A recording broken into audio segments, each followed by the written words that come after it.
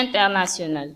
Petite fille retrouvée dans un coffre, elle aura certainement des troubles autistiques. Un bébé a été découvert dans le coffre d'une voiture vendredi en Dordogne. Il y vivait depuis plusieurs mois. Quelles conséquences ces événements vont-ils avoir sur son développement? Pour la justice, c'est un cas qui défie l'imagination. Pour la ministre en charge de la famille, Dominique Bertinotti, c'est inquiétant. Dans cette affaire-là, on se dit qu'on est dans une société où un enfant peut ne pas avoir d'état civil, peut ne pas être reconnu, peut échapper à la surveillance de ses voisins ou de la société dans sa globalité. C'est ça qui est terrible dans cette affaire, a-t-elle déclaré lundi sur RTL. Le couple a été mis en examen pour privation de soins et d'aliments par ascendant au point de compromettre l'état de santé. Violence volontaire habituelle sur mineur de 15 ans et dissimulation ayant entraîné atteinte à l'état civil d'un enfant. Et alors que l'attitude de la mère est au centre des interrogations, France TV Info a interrogé Alain Zivy, pédopsychiatre dans le 5e arrondissement de Paris, pour évoquer les éventuelles séquelles de cette petite fille. Ce bébé va-t-il avoir des souvenirs du début de sa vie dans ce coffre de voiture? La petite fille ne va pas avoir de souvenirs à proprement parler. À son âge, la mémoire épisodique qui forme les souvenirs classiques n'est pas encore formée. En revanche, elle va avoir des souvenirs émotionnels. Plus tard, elle saura d'une façon ou d'une autre qu'elle a vécu de grandes carences au début de sa vie. C'est une sorte de mémoire affective. On peut être marqué par des événements dramatiques sans s'en souvenir. Quelles conséquences ces événements peuvent-ils avoir sur sa vie future? On sait déjà qu'elle a un retard au niveau du développement. Ce n'est pas étonnant. Sans stimulation, un enfant ne se développe pas. Cette petite fille était cachée. Personne ne s'en occupait. On peut d'ailleurs rappeler l'exemple mené par Frédéric II au XIIIe siècle. Cet homme qui parlait de nombreuses langues, 9 au total, voulait savoir quelle était la langue primordiale de l'être humain. Il installa donc 6 bébés dans une pouponnière et ordonna à leur nourrice de s'en occuper normalement sans jamais leur parler. Au final, aucun bébé ne se mit à parler et ils sont tous morts. Ce qui se constitue pendant la première année, c'est l'attachement avec la mère ou le père, la famille et l'entourage. Il permet de se construire, d'aller ensuite à la découverte d'autres personnes et de se socialiser. Étant donné l'isolement qu'a connu cette petite fille, cela m'étonnerait qu'elle ait un développement tout à fait normal. Elle aura très certainement un handicap et des troubles autistiques.